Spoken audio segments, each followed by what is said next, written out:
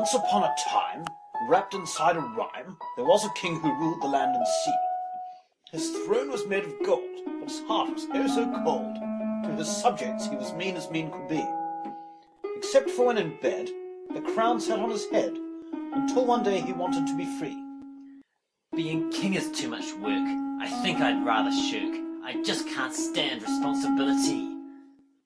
He took his book of fable that lay upon his table, and he read the story of the Frog Prince. Perhaps I'll change my form to other than the norm, but to be a frog would really make me wince. I want to be retired, but still to be admired. And so he kept on looking in his book. He saw a picture of a beast, enjoying quite a feast. A lion's life is really worth a look. But how could this be done, to bow out number one, and keep his secret of this change of form? The wizard up the hill could change me at his will, and then the gossip would not cause a storm. He put away his crown, and then got out of town, climbed up a hill into that wizard's shack. He knocked upon the door. It opened, and he saw a geriatric man all dressed in black. Say, who is at the door? The wizard asked, not sure, to which the king held up his bag of gold. He told him of the tale. Oh, to be a lion male. The wizard was bewildered, but was sold. He pulled his wand out from his bag. The king exclaimed, quite mad, What have you got? It's just an old bent wire. The magic is still there, although it's hid somewhere. King Bobby's taxes leave my assets dire. He cast a spell aloud. The room filled up with cloud. Like Prince turned frog, you will become a lion. But the wand it had misheard. It missed the final word. The king was small and green and full of slime. Now I know what you will say. This all sounds so cliché. But the story is only just begun. Looking in the mirror, the king's esteem grew dimmer, shocked by the ugly sight he had become. By being so unwise, he'd shrunk in power and size. There'd be no wealth or even rape and pillage. I don't know where to go, now that I can't run the show, but I'm sure I will be welcome at the village. But much to his dismay, the commoners did say, My word, that frog is really such a pest!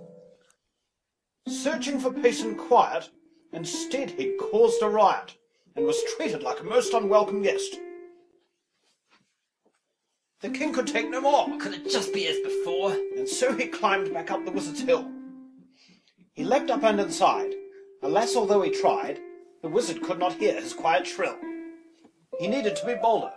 He jumped on the wizard's shoulder, and told the truth of who he was before. I'm king, He said, you see. You know it's really me. Free me and I'll give you gold galore. At first, the wizard thought, I really can't be bought, but then again my wand needs replacing. You want humanity? Please act with sanity. A tyrant's life just isn't worth retracing. I promise to be good, just like a good king should. was the tiny frog's most innocent reply. The wizard had believed him, but the king had just deceived him. To reiterate my point, the king had lied. The room went very dark. The wand produced a spark, and from the dark the frog emerged a man. The wizard had been conned. King Bobby grabbed the wand, and back home to his castle Bobby ran. The villagers should suffer. He'd treat them all much rougher, because the mob had nearly got him killed. Taking out the wire wand and raising it beyond, he condemned them all to be all green and gild.